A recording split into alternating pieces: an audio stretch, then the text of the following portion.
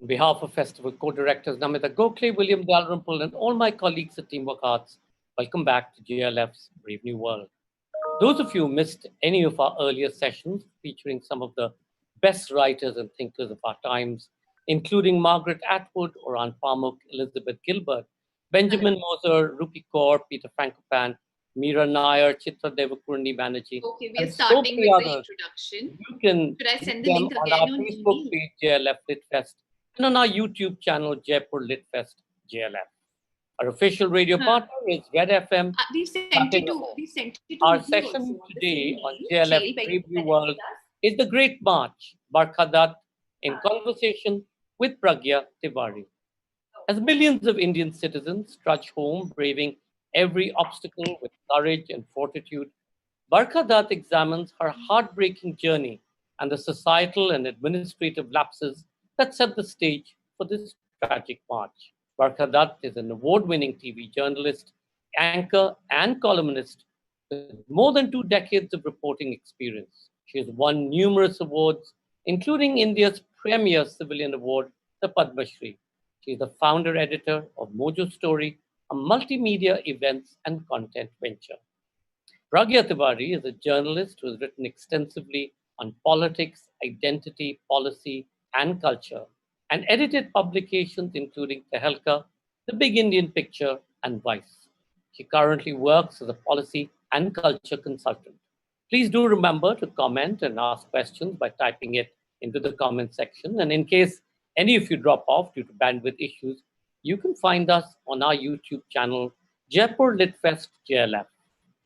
Before I start, I just wanted to have a special welcome to Pragya. Pragya, I think, started this particular series. She was on, I think, the first or the second series 59 episodes ago. It was just a fledgling new enterprise, JLF's Brave New World, to address the issue of in these times where there is lockdown in every city, village, town, condominium, is sort of not allowing people in or out. We just felt that it was very important to allow for the free flow of knowledge and scientific information. And that's how JLF's Brave New World was born. Ladies and gentlemen, welcome Pragya Tiwari.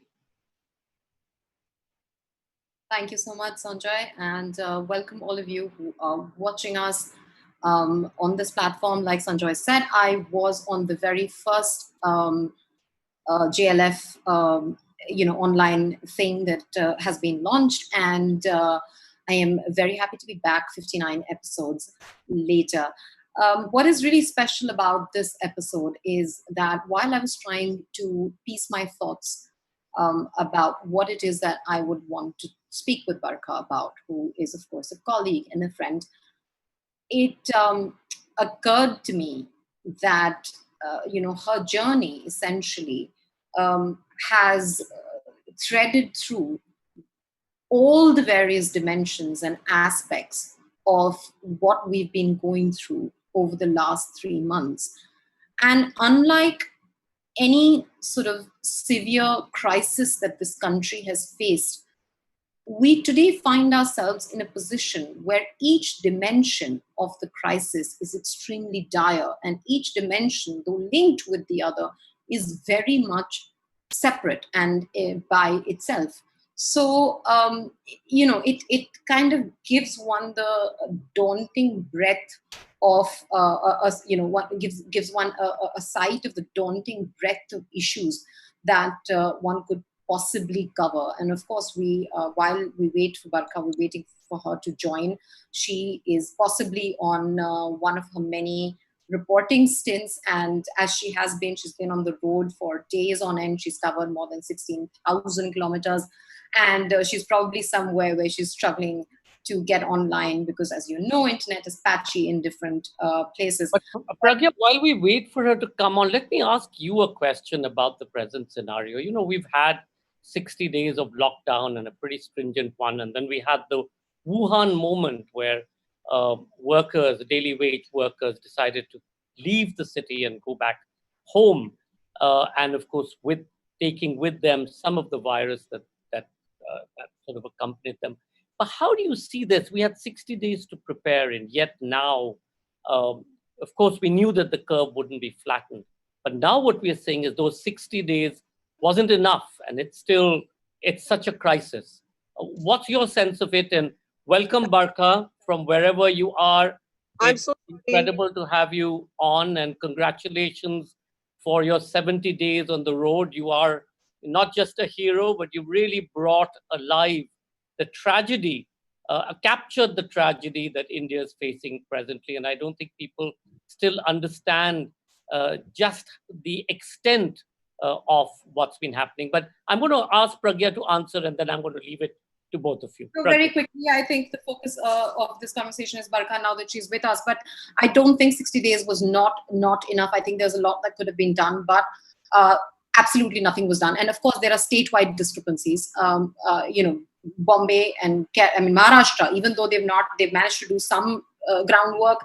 Delhi hasn't.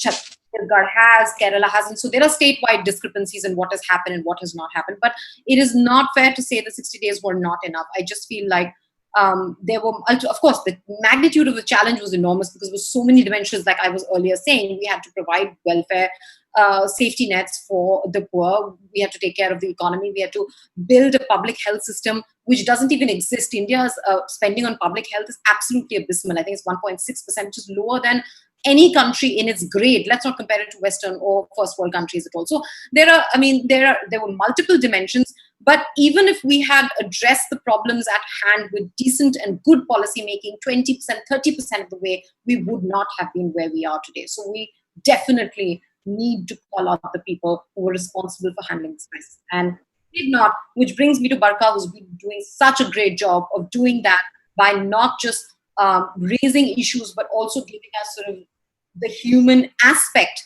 of those issues that help us really identify and get the scale of tragedy. And more importantly, they help us not to look away, which I think is the great need of this moment. So, welcome, Barkha. Thank you for joining us. Like I was saying before you came, I'm sure you are somewhere in the wilderness reporting as you always are. So I'm glad that you could join, and I'm glad that your internet worked.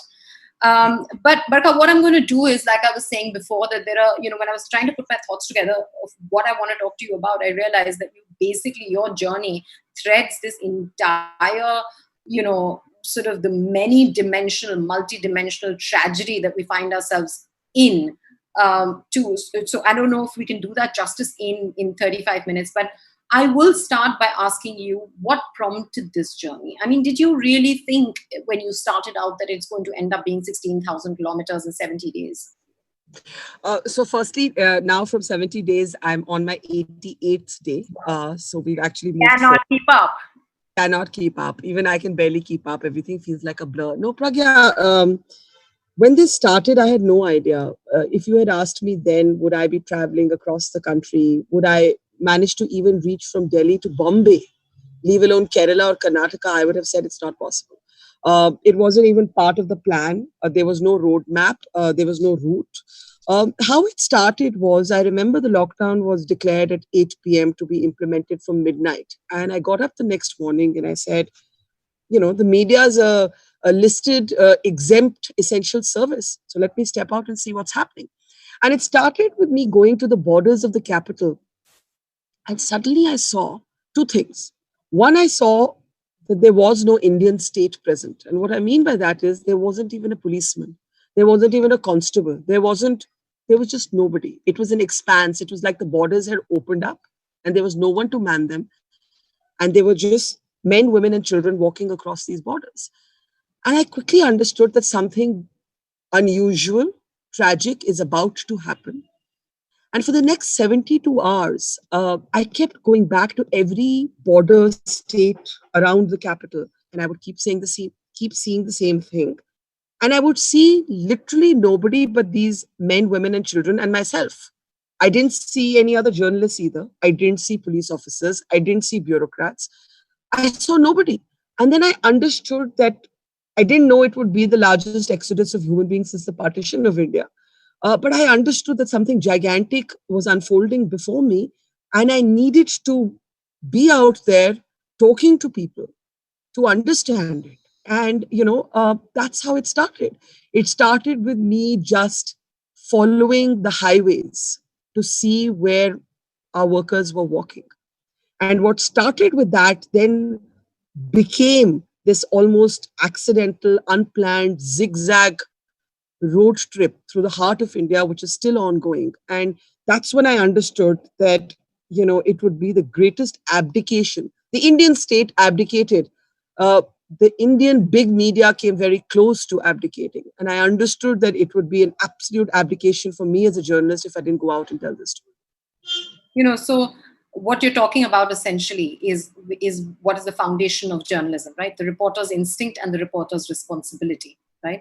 And that while that remains the core of journalism, the medium has changed and taken so many different avatars. You were there when television journalism changed forever in this country. I'm very curious about what your experience of this shift, and of course it's not new for you. Mojo's been around for a while, but this is really extensive. What you've done in the last 70, 80 days is just, it is unprecedented, even with digital video and audio, right? So what has been, how different is reporting for both mediums?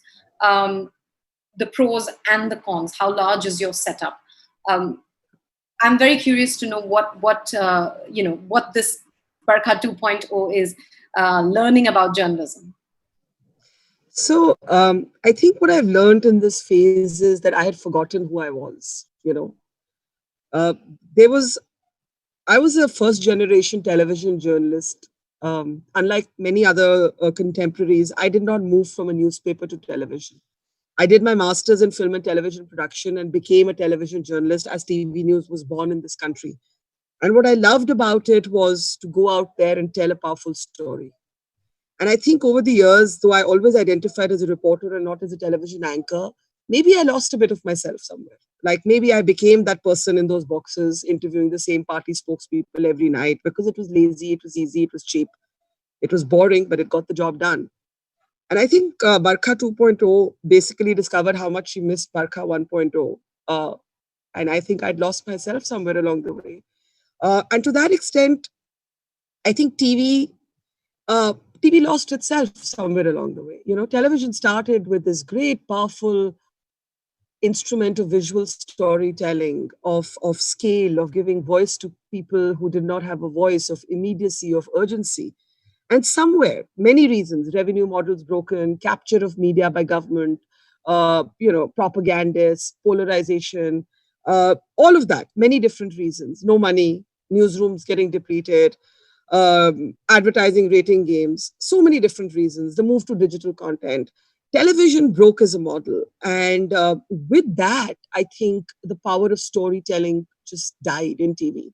So for me, other than rediscovering my old self, what are the pros and cons? The pros are quite simply that while channels are possibly worrying about whether they have the money to finance an all India trip of the kind that I've undertaken, the fact that I'm an 8-member organization makes my capital costs much less than someone who's running a big mammoth organization. Technology, we're here. I'm talking to you. We're on Zoom. The world is watching, I hope. Can you ever do away with this now? Are you really going to buy OB-Vans and big cameras and big satellite hookups when you basically know that a good broadband connection is all that you actually need to have reasonable quality conversations? But television, had invested in all of that. So I think technology has democratized the ability for many different journalists to actually become entrepreneurs and no longer remain employees. So that is a big pro. I think some of us had outgrown our identities as employees. We were searching to have a little corner of the sky for ourselves, however tiny it is. And I think technology has allowed that. I think the one thing that is common to digital and TV is the visual power of a good story, right? The tactile sense of a person, her tragedy, her hope, her despair, seeing it, feeling it. I think TV started dying because it forgot to tell stories. And mea culpa, I already said I was probably part of that little drift, right? So for me, I may have moved from TV to digital, but I'm essentially doing the same thing that I like to do, which is to take a set of visuals, to take a set of characters and give voice to their story. The cons are obvious, I don't have the skill uh, that television has. I thought it would matter a lot till I discovered it doesn't matter that much because actually impact is different from volume. And I think that has been the biggest lesson of this journey. Absolutely. And for you, if I may say so, it's not just a return to Barkha 1.0, it's also a return to your legacy, given what a fantastic reporter your mother was and how she had an amazing reporter's instinct. I mean, she's somebody I discovered later on my journey as a journalist, and I've been fascinated by her. And I really hope, because you've really set an example for what the potential of digital is. So I really hope that you can, and I'm sure if anybody can do it, it's you, find a sustainable financial model to take this forward and really transform what media is.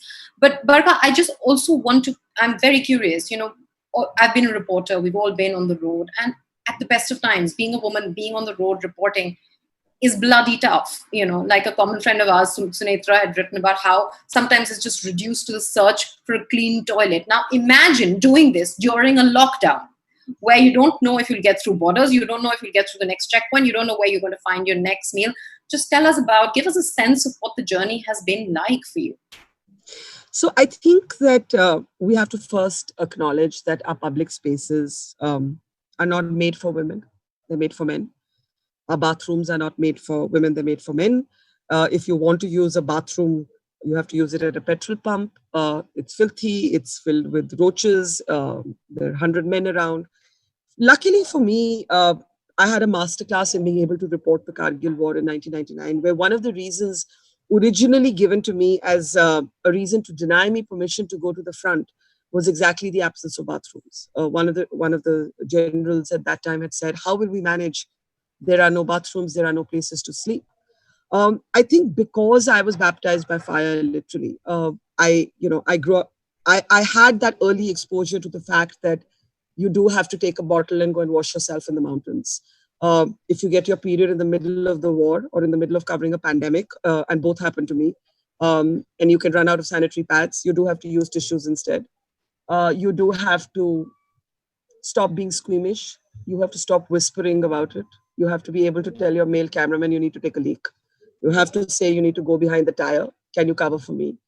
You also reach a point when you don't care which truck driver sees you. I've pulled down my salwar and pulled up my shirt and just, if you have to go. You become like, you just get used to it. But yes, I do have a team traveling with me. I have a young producer who's 21 traveling with me. She's never seen anything like this before. She thinks I'm absolutely crazy. And everybody comes from a different exposure, a different set of protections. It's difficult for women to suddenly adjust to the fact that the public expanse is to be treated as, don't care who's watching, don't care who's looking. The toughest part of this journey, apart from, logistical things like that, sometimes has been food. It's got a lot easier now because we're in unlock 1 or whatever. But when we first started, the dhabas were closed. You could pack your poha or your sandwiches for 8 hours, whatever. But after that, there was no food. And you were begging owners at dhabas to serve you illegally. You would sometimes go and hide behind a shack and they'd say, "Dikhna nahi chahiye. No one should see that you're eating here. The police will come and beat us up," right? And one of my big problems with this lockdown is that unlike everywhere else in the world, we shut down public transport even for essential services. We made this a draconian police-driven curfew-oriented lockdown, instead of just a way of, trying to not gather crowds and prepare the health system. So it was tough to get food in the beginning. It was very tough to get clean places to sleep at. You were sometimes asking friends of friends. You were often calling district magistrates whom you didn't know. It helped that I'm an old woman who's been around for almost 30 years now. I could say, "I'm so and so. Can you please help? I don't have a place to stay." Sometimes they just get you a guest house. Sometimes they get you a hotel. The hotel would tell you there's no food. You had Maggie, you had cup of noodles. So you had nights like that. We had many nights like that. But we were driven by really the kindness of people. As somebody who's been trolled viciously, I'm staggered by how much kindness I've seen in the last 3 months. My shoes broke and shoe companies were offering shoes. My car broke down and strangers were offering cars. I would drive through a place and people would say, "Do you need a place to stay?" And we called upon those strangers at times. We actually, I have picked up from Twitter writing to someone saying, "You said you had a place to stay here. Can you connect me to so and so?" I've stayed in a khet in Udaipur because somebody connected me to somebody who connected me to somebody, where there was one, housekeeper who gave us one roti and bhindi. So all of that has happened, and it has been made possible by the kindness of strangers. For me personally, more than the bathrooms, more than the lack of, because I've been in tough situations before, I found myself rattled by having to wear PPE. Um, I found myself almost wimpish. The only time that we did wear it, and it's been a few times now, is when we would step inside COVID hospitals and meet COVID positive patients and we would carry our own PPE bought from Defense Colony chemists at the back of the dicky of our car because we didn't want to be infringing on hospitals that have short supplies of them. Uh, but it is the closest feeling to strangulation that you can possibly imagine. And I used to think that this was just me till I interviewed nurses at Mumbai's Kama Hospital who spoke about getting palpitations, who spoke about choking, who spoke about the smell of plastic, who spoke about their children refusing to touch them because they smelt of something odd. And I understood that there were chemical fumes from this thing, that it did actually stop your oxygen supply in an effort to keep you safe. So oddly, if you had to ask me, oh my God, what was that one tough thing that you couldn't do? I mean, I did it, but I literally felt sick every time I did it. It would be absolutely criminal for you not to write your memoir. God knows I'm looking forward to that. But Barkha, let's come to the story itself that you've been telling. I'm going to start with, it's very quickly before we move on to the health crisis that we're in the middle of. We started with a focus on the migrant. That's how your storytelling started, the migrant exodus, right? Then we had trains and we had migrants dying on those trains. We had that image of that woman who lay dead on a platform, whose child was trying to wake her up. And suddenly we find ourselves in a place where the focus is entirely shifted from the migrant crisis. This could partly be because a lot of migrants are now on their way home or back home, or it could also be because we're in the middle of a new, bigger crisis where we're seeing no hospital beds, people dying, etc., etc. I want to stay with the migrant story. Where is that at this point in time? And are we being short-sighted in not kind of keeping an eye on what happens when these migrants get back to rural India, not just in terms of the infection rising in places where there's just absolutely, the state is absent, the public health system is absent, but also that the starvation might continue, the crisis of the economy might continue where they're concerned. So just your thoughts on that before we move on to the health crisis. So I think it's so interesting that there's one common thread that ties together the two phases of this story. The first was the migrant crisis. The second is the medical crisis, as you called it. What ties it together, tragically, is the abdication of the Indian state. The state was invisible and not present when the workers, 45 million of them, walked our highways, highway after highway. The state is absent at the hospitals. I have spent the last many days at hospital after hospital, in city after city, at graveyards, at crematoriums. There is not a single human being present to talk to people who have lost people, who are being told by not even the hospital administrator, but by a security guard, please leave from here, there's no bed. No bed is a misnomer. There are enough beds. There are just not enough health workers. There are just not enough oxygen tanks. There are not enough ventilators, right? But that ends up being the shorthand of no bed. And you literally find that because there are very few journalists as well at these gates, literally nobody actually, I find that people are asking me, where should we go? And I don't have any answers for them. People are asking me, will I live? And I don't have any answers from them. I saw today an ambulance sit in a hospital compound for 45 minutes before a doctor stepped out to address the patient. The patient was 80 years old, and the patient was then told, please go to a different hospital. And while this is not my role as a journalist, I found myself dragged into this argument because I didn't know what else to do. So the common thread as I see it, there are three phases to this story. There was the humanitarian crisis, and we're still reeling under it. And that was manifested by those images of our workers often walking through the desolation of nights like this one, because it was too hot to walk in the day. Then there is the medical crisis. And you're absolutely right that The crisis that's still waiting to erupt in our faces is what happens when these men and women get back home.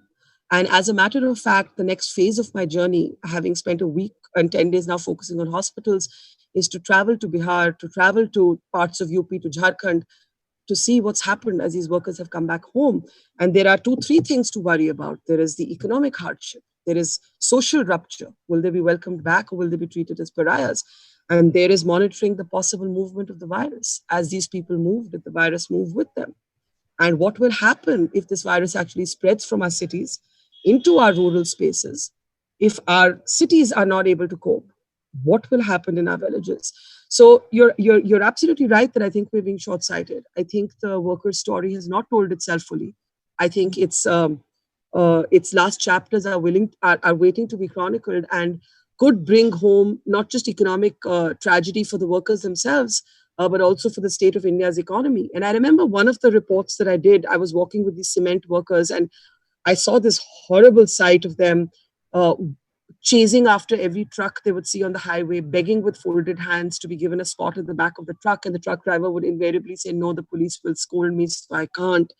And I asked them, will you come back? And they said, not over our dead bodies. We're never coming back. And I remember saying during that report that if this doesn't disturb your conscience, let it at least disturb the business person in you, because your factories are not going to open if these workers don't come back. And now you have the chambers of commerce, saying, oh, bring the workers back. How are you going to bring the workers back?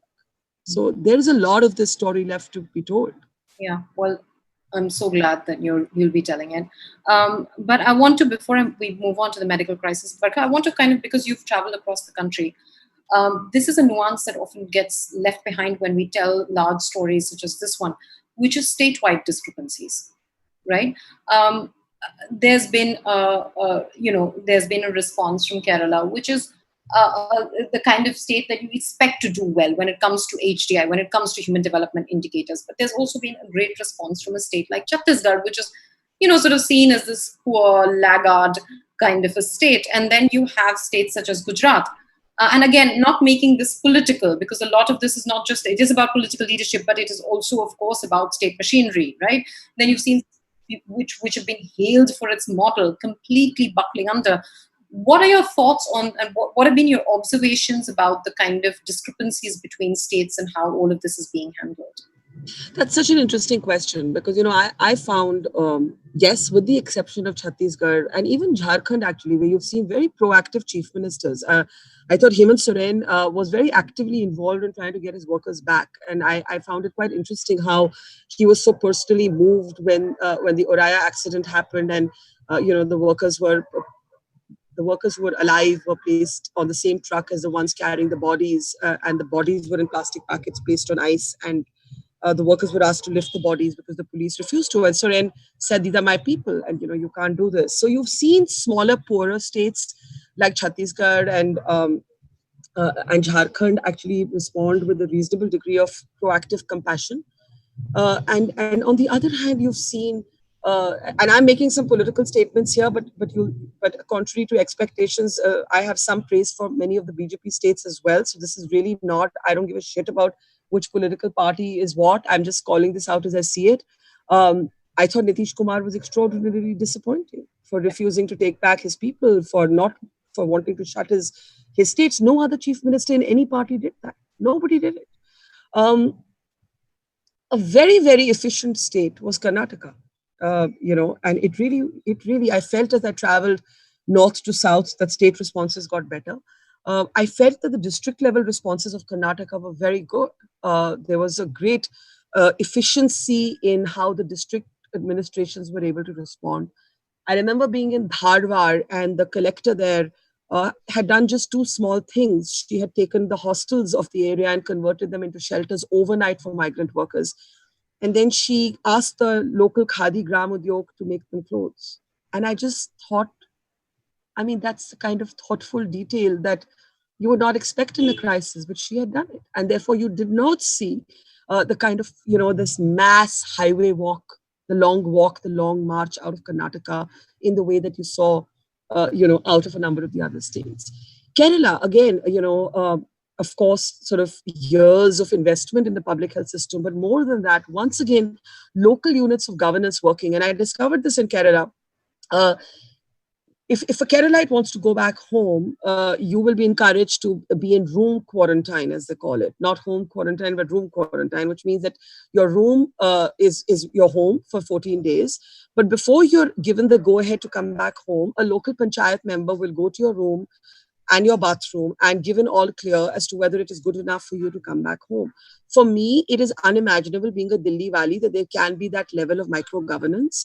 And I think that level of micro governance is what we saw in Kerala and Karnataka. I think in Chhattisgarh, we saw starting early. I think what Chhattisgarh did was start in January. And I think the fact that they did not wait for this crisis to erupt in their face before they started responding to it really did serve them well. I think the big lesson from what you're saying is if we could just have a greater level of decentralization, we might not have been here. But now I must come, lest we run out of time, to the big crisis of the moment, which is the medical crisis that we are in the midst of. You wrote a fantastic column in Hindustan Times yesterday, which was not just focused on the tragedy as it is playing out, but what can be done over the next couple of weeks for us to emerge out of this crisis. I'm going to ask you a very large question in 3 parts. One is, why were we so utterly unprepared despite the long lockdown period that we had to prepare? Secondly, how dire is the situation right now? And third, what can we do to save lives in this very moment going forward? Because the disease is still, it's yet to peak. So there's still time. So let me take the first question. Why are we so unprepared? This lockdown, in the way that it was executed, has been a mistake, a colossal mistake, and it has been actually wasteful. Because there was only one thing that could have justified this lockdown, and that was to prepare our health systems. And now that we find that our health systems are woefully underprepared, we did not use this lockdown as we were meant to. And in fact, this lockdown triggered as I said, a gigantic humanitarian crisis whereupon worker told me that poverty will kill me before the virus will. I remember meeting the 9-year-old son of a migrant worker as he was leaving from Bhiwandi, the textile town of Maharashtra, to his village in Uttar Pradesh. And I playfully asked him, what, aapko malum hai coronavirus kya hai? Do you know what the coronavirus is? And he said, haan, bilkul, of course I know. And I said, what is it? And he said, it means I don't get food. And that is what his understanding of the virus, of the pandemic was. I thought that 3 months of reportage had been succinctly captured by a child in one sentence, that is what effectively we did to our poor. We made the poor pay for keeping our class safe. I remember a domestic help worker in Mumbai telling me after being sacked from the high-rise apartments she used to cook in, the virus came in on an aeroplane, brought in by the rich, and it's the poor who are on the street, on foot, and on bicycle. And I think that's what the unfairness of the lockdown did. The second thing the lockdown got wrong was the idea of social distancing in India. In a country where 92 million households live in one room, where in Dharavi, 8,000 bathrooms commonly are used for 8 lakh people. When you tell people to stay at home, you're actually making them more unsafe. We did not think this through. It was not a detailed execution. We were non-specific in our lockdown, and we are being non-specific in the way we are lifting it. There is not enough attention being paid to detail. And the reason we locked down was to prepare our health system. So why are we here? I think we're here because the fatalities maybe lulled our governments into a kind of complacency that the worst is over, and that even if people are testing positive, we're not dying at the rates that other countries are dying from. And I hope that remains true, because that is largely true that we're an outlier in terms of the number of fatalities. But I think that the lack of coordination between the central government and chief ministers, I think over centralization when it was not needed, and too much centralization sometimes, let every state decide on its own flight entries. A country can't run like that. You can't have airlines open and then say, let every state decide its own. But every state should be able to decide which districts it wants to put in what colored zone, right? So I think not knowing when to centralize, not knowing when to decentralize, was a big mistake. Now, you said, where are we now? I worry that where we are now is that we have created, our messaging has been poor. We have created stigma around testing positive. So what is happening is, and panic and hysteria around testing positive.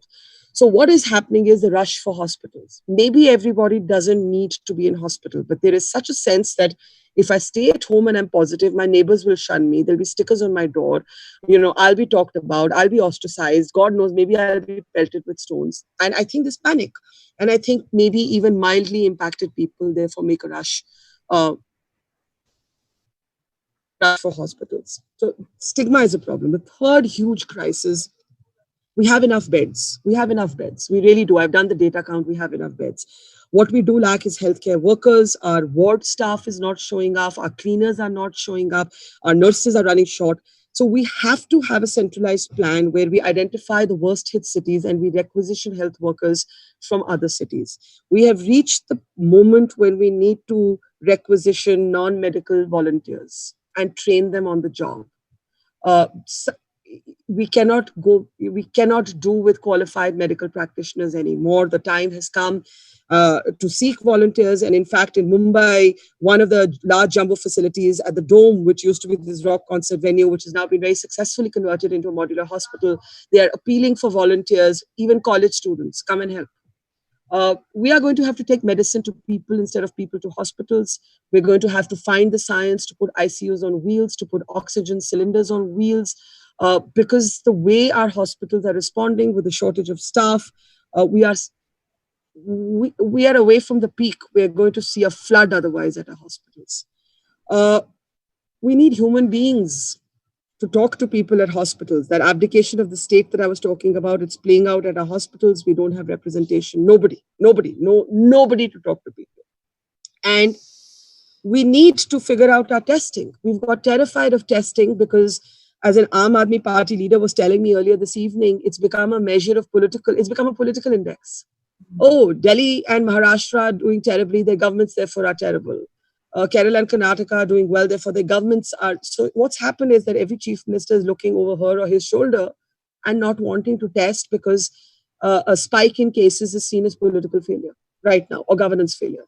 And we've just got to find a way, Pragya, to take the politics out of this. I've never felt, I used to be a political journalist. I've never felt this distant from the party politics of this country as I do today. And I suspect that I speak for most Indians when I feel like that.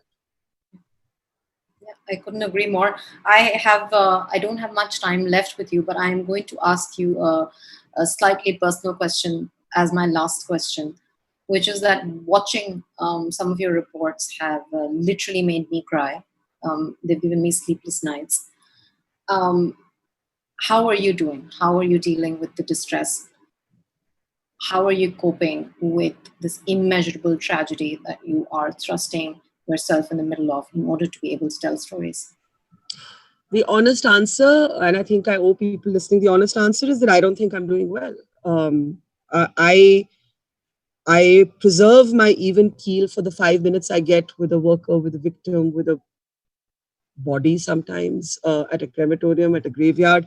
I know that my experience compels me to show that training in this moment and not betray that brittleness in the report. I don't always succeed. Sometimes that brittleness creeps into the report as well, but I try very hard to keep the even keel in the report. I think I am vastly depleted on even keel otherwise. I'm not able to sleep. I cry easily. I lose my temper more easily. I sometimes laugh more easily as well. I have no idea why I laugh, but every emotion feels heightened. I feel guilty at times because I'm aware of my privilege. I know I walk into these homes where people have sometimes killed themselves, have died, have no food. I met a 26-year-old who has stage 3 cancer and she lived in one room and she said, can you take me to hospital? I can't, with all my influence, I can't find her a hospital. And I come back to my house and, I don't come back to my house now, but even when I don't come back to my house and I'm on the road, I can't pay for a meal. I can't pay for a good hotel if a hotel is willing to take me in. And so there's dissonance. There's guilt. I know that I it's not rational. My job has to be to tell a good story. But there are all kinds of contradictory things you take back, you get damaged. You're no good for talking to other people who live in your life outside the circumference of the story. You suddenly can't talk to, your father, your sister, your partner in the way that you used to, because actually you have very little to say apart from this. So there are all kinds of ripples that you take into your life, and they're not living that reality, so they don't get it. So no, it's not easy. Yeah, well, I can understand everything else, but guilt is not something you should be feeling. God knows you're paying a huge personal cost to be able to do something that I feel like all of us, I mean, I should be feeling the guilt that we're, even as journalists, putting out just Twitter messages to you saying, well done, Barkha, excellently done, but I wish more of us were on the road shouldering your burden. But until then, prayers for you and love for you. I am going to take some questions from the audience. I will start with B. Hello, B, if you're still listening to us. She says, thank you, Barkha, for your hard work, highlighting the stories of the most vulnerable. Do you think public perceptions of journalists can change to a less antagonistic setting?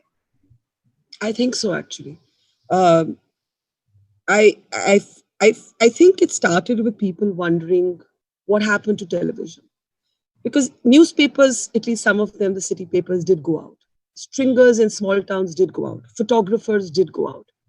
The medium, the industry that did not go out was television. And I think that people across ideologies responded with humaneness to the people who went out. And because there were such few people who went out, I found that the people who troll me normally, uh, so many of them, they want to preface their message with saying, oh, irrespective of your ideology, we want to tell you you've done a great job. And I don't want to discuss right now their assumptions about my ideology, but that they say it. I think this is an inflection point, and something new can come from this. It's a oddly empowering time to be a journalist if you decide that you want to actually go out and give voice to people. And I think people have felt for so long that nobody speaks for people, that I think B is right. Something could come out of this. I'm hopeful.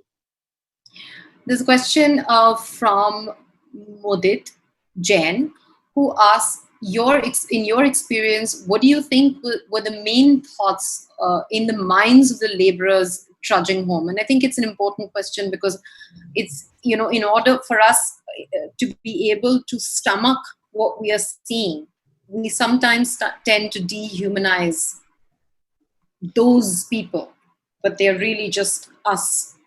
I would be very interested to know what were the kinds of thoughts that were going through their minds. So I think the assumption that our class made was that because people are poor, they don't have emotion. And therefore, none of their decisions would be guided by the emotions that guide our decisions. So we understood when people stranded in Dubai and, Amsterdam wanted to come home. We understood that because that's what we'd feel. But we didn't understand why someone who earned 200 rupees a day would have that emotion also. So the first discovery, I think, was that poverty doesn't eliminate psychology.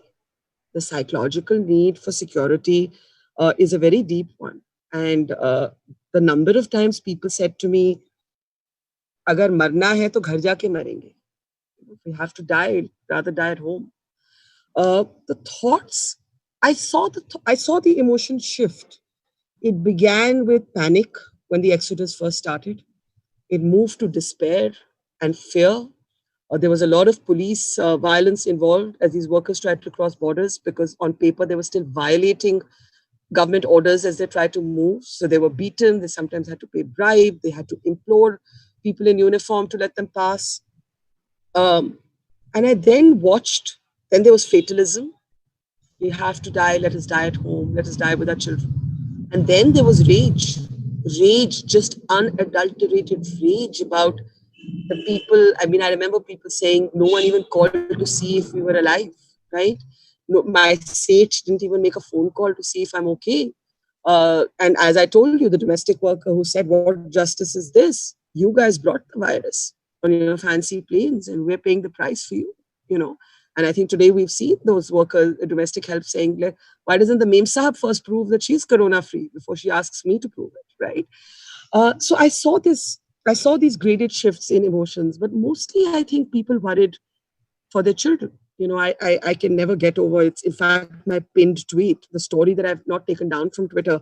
It was about 1 in the morning and I heard a child crying and I ran to see what was happening and I saw this small group of workers walking through forest land and the child was hungry. And, of course, we gave the child the biscuits and water we had, but the child was hungry. And I was like, where are you going? And they said, we're going to Gorakhpur. It was 1,000 kilometers away from where they were.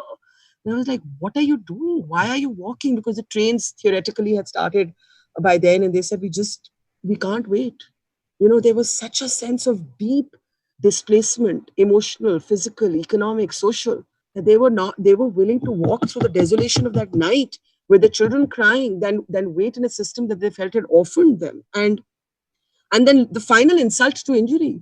We made them pay for their train tickets, for their spots in these trucks. And then we said we're sending them home free. We basically lied. So, I mean, I just think that at every stage, it's like talking to a child without parents. The child is sad, then the child is fatalistic. Sometimes the child is bitter. Then the child says, you know what, I have to survive. And then it becomes about survival. And I think right now they're just about, we have to survive. Related question from Rajita Akhilesh Chauhan is, with the way urban India has treated them, do you think that the daily wage laborer would even want to return? Has this broken the romance of the city dreams? Will they have a choice? You touched upon this a little bit, but I think the scope of this question is broader. So I think it's going to depend, unfortunately, on how bad it is when they get back. What I worry about, and I have not yet reported the third phase of the story, but I'm going to in the next 10, 15 days, is there a sense of belonging when you go back? Or are you treated like a pariah in your village? Is there social ostracism? Is there any economic opportunity?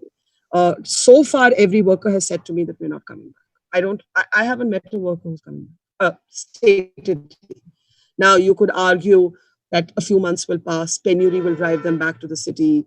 I know factory owners, some of them are my friends, who have been calling them and saying, we'll pay you a little more, please come back. I don't know if that will maybe make them reconsider. But at the moment, the city is the aspiration. I mean, even for all of us, right? Like we know, actually, if we're vulnerable to this pandemic, it's most so in our cities. Yeah. There is a question from Pooja Sodhi.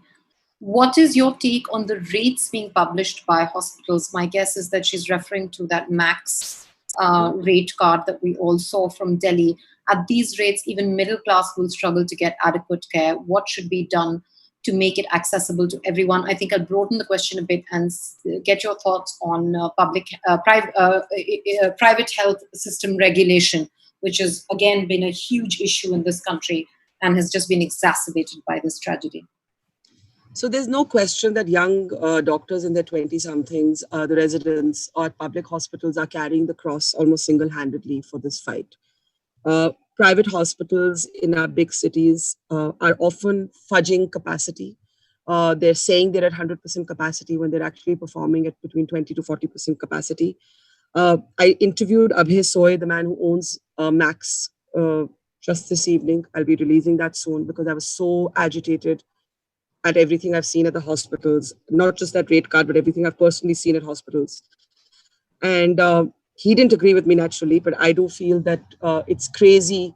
Cities that haven't capped fees, absolutely crazy. The state needs to enlist private hospitals at this point and pay them at cost. I also think that it's not fair to ask private hospitals to, for example, finance modular facilities. Some owners of private hospitals have told me that chief ministers have called them and said, hey, why don't you set up this jumbo hospital and you pay for it? Why? I mean, this lockdown was meant to be for the Indian state to step in and prepare the healthcare system. And you have every right to tell private hospitals that you cannot profit here. But you can't expect them to replace the state. They can't replace the state. We didn't elect them. We elected you, right? So you've got to perform. Pay the private hospitals, agree on an aggregated minimal cost. My suggestion is ask a public hospital, what does it cost to treat a patient in an oxygenated bed?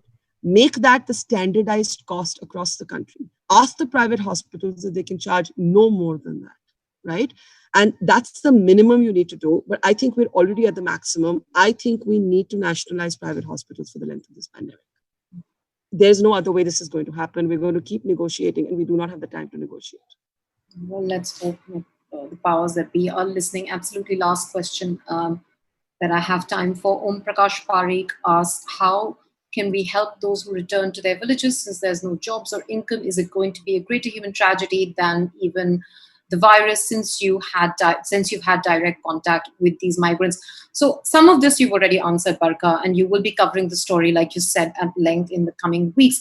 I'm going to broaden the ambit of this question and ask you, as private citizens, those who are listening, all of us, what can we still do beyond maybe some donations that people have been making here and there to help the state along? The first thing is that you have to pay your staff. Find a way to not sack anyone right now, even if even if it pinches your pockets. I know that's easier said than done. It's not that being middle class, doesn't come with its own burdens. But if you can cut back on something else and try and not remove anyone from a job right now, try and pay your drivers and your help. Unfortunately, I have seen too many people not doing that.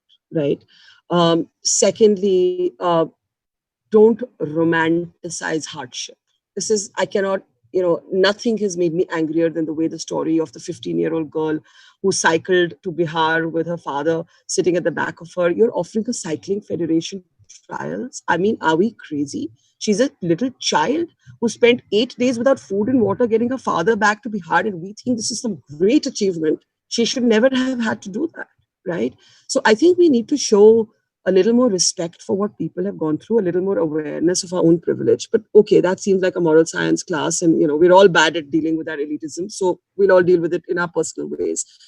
For me, I think if we can commit ourselves to feeding maybe 4 people outside of the people we know, in whatever way that's comfortable, I think small helps. Forget these big plans, these big donations, these big NGOs.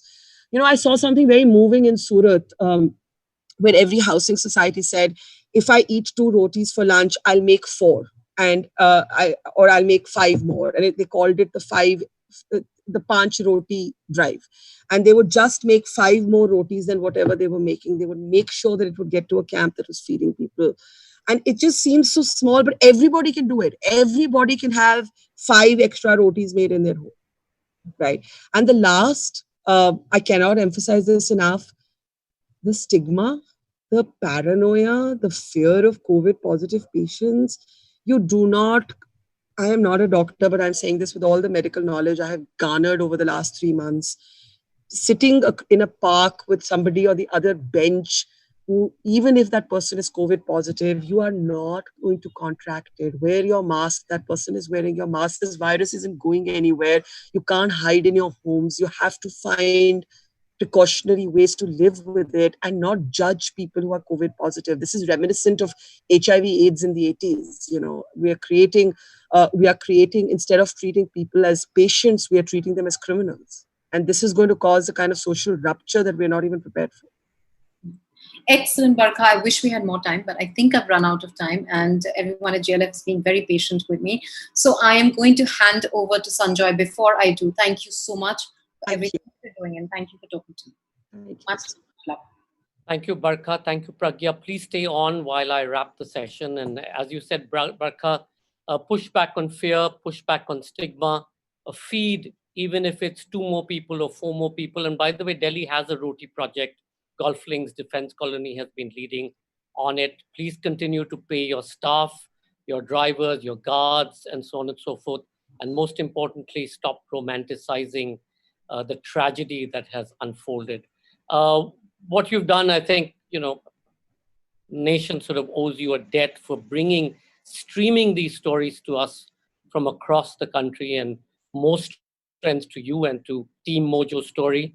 And I hope you continue to bring us these tragedies, and I hope in some sense they evoke what they should evoke, embarrassment, and get us to sort of move and provide the support that government and civil society and individuals can do. Thank you both so much for being there. I'm sorry that we weren't able to take all the millions of questions that were streaming in from across the world. Perhaps we'll send them to Barkha. I know that she's like super busy on the road. She may not get time in many ways to answer them. But thank you. Share this, because I think Much of what's been said has been very, very important. And thank our official radio partners, Red FM, Bajati Raho. And we hope you will all log back on at 9 p.m. for our next session, The End of the Ocean. Maja Lunde in conversation with Catherine Morris. This session is presented in partnership with the Norwegian Embassy, India. Maja Lunde's latest sci-fi novel, The End of the Ocean, explores the threat of a devastating worldwide drought witnessed through the lives of a father, a daughter, and a woman who will risk her life to save the future. The best-selling Norwegian author speaks to Catherine Morris about climate crisis and how she mirrors nature and its disruptions in her fiction. See you at 9 p.m.